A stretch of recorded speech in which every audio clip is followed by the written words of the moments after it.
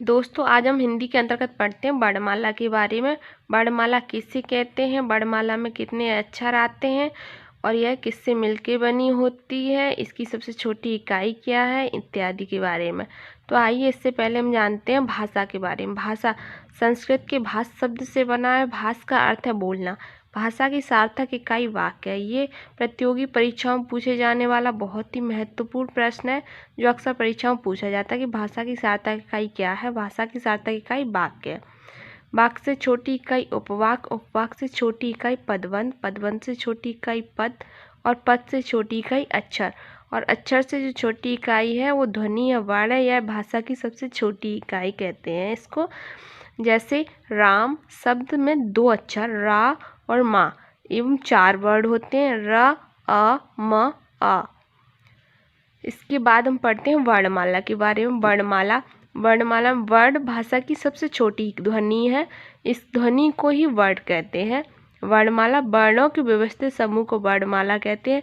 ये बहुत ही महत्वपूर्ण प्रश्न है कि वर्णमाला किसे कहते हैं।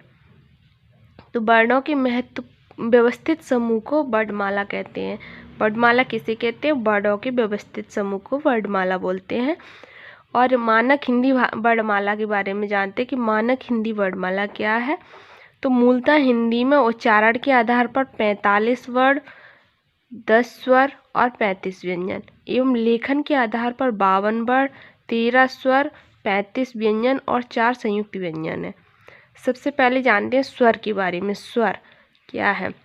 स्वर है अ ई उ री ए ऐ ओ औ अंग अहा, यानी कि कुल 10 + 3 13 स्वर हैं। परंपरागत रूप से देखा जाए तो 13 स्वर हैं, लेकिन उच्चारण के आधार पर केवल 10 ही स्वर हैं, लेकिन कुल पूछा जाए तो 13 स्वर हैं। इसके बाद हम जानते हैं व्यंजन के बारे में। दोस्तों व्यंजन के अंतर्गत हम जानते हैं क वर्ग, चा वर्ग, टा वर्ग, ता वर्ग, पा वर्ग, अंतस्थ, ऊष्म और संयुक्त व्यंजन। तो का वर्ग के अंतर्गत आते हैं क, ख, ग, घ, ञ। चा वर्ग के अंतर्गत आते हैं च, छ, ज, झ, ञ। टा वर्ग के अंदर ट, ठ, ड, ढ, ण और इसमें ड, ढ, ये द्विगुण व्यंजन है। ता वर्ग के अंतर्गत ता, थ, द, ध, न। पा वर्ग के अंतर्गत प, फ, ब, भ, म। अंतस्थ के अंतर्गत या, रा, ला, वा। इनको अल्प प्राण भी बोलते हैं, जो हम अगली वीडियो में बताएंगे अल्प प्राण के अंतर्गत कौन कौन से आते हैं और महाप्राण के अंतर्गत कौन कौन से आते हैं। तो ऊष्म व्यंजन है स, स, श, ह, यानी महाप्राण के अंतर्गत। तो इसमें और संयुक्त व्यंजन है छ, त्र, ज्ञ, श्र, ये संयुक्त व्यंजन है।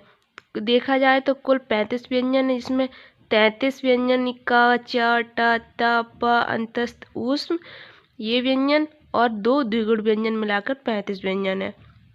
और इनमें 35 व्यंजन प्लस संयुक्त व्यंजन को मिलाकर और 13 स्वर को मिलाकर हमारे 52 अक्षर बनते हैं। कि वर्णमाला हिंदी वर्णमाला में कितने अक्षर हैं, तो 52 वर्ड है। सो दोस्तों आपको हमारा ये सेशन कैसा लगा? अगर पसंद आया तो लाइक करें, शेयर करें अपने दोस्तों के साथ, ताकि उनकी भी हिंदी मजबूत हो और प्रतियोगी परीक्षाओं में आने वाले प्रश्नों को ज़्यादा से ज़्यादा कवर किया जा सके और हमारे हिंदी के प्रश्न वर्णमाला संबंधित जो भी हो वो कभी भी गलत ना हो। और सब्सक्राइब करें। Thank you.